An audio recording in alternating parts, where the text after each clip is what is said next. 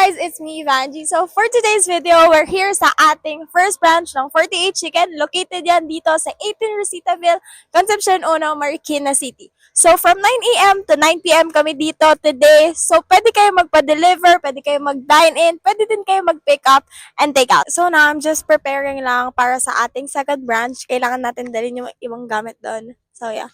Thank you! So na guys, we're now on our way sa ating second branch and yeah, dadalhin ko lang tong mga gamit doon. So see you guys there. So na guys, kakarating ko lang and bababa na tayo ng gamit for our second branch. Baba tayo ng mga gamit here and stop.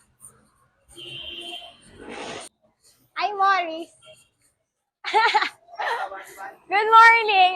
Hey guys, so nandito na tayo sa ating second branch and nakapag-set up na rin tayo. Si Ate Elsie nagluluto rin ng orders. Kasi nga, pagdating ko, may mga tumitingin na sa menu and gusto na lang mag-order. 10 pieces garlic pa. Thank you for waiting po. Thank you for waiting. Yung honey butter. Anything else po? Tapos, yung 10 pieces na poppers lang, yung spicy lang. Okay.